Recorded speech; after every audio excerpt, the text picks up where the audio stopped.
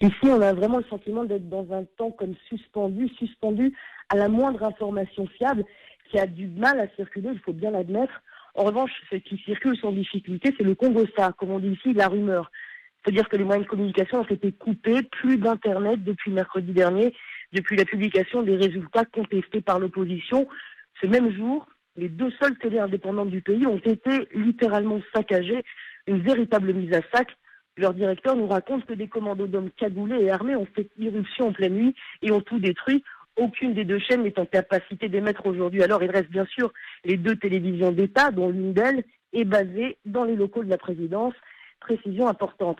Dans la répression des violences post-électorales, l'armée gabonaise a fait usage d'armes de guerre. Le gouvernement avance le chiffre de 3 morts, un bilan qui semble en deçà de la réalité.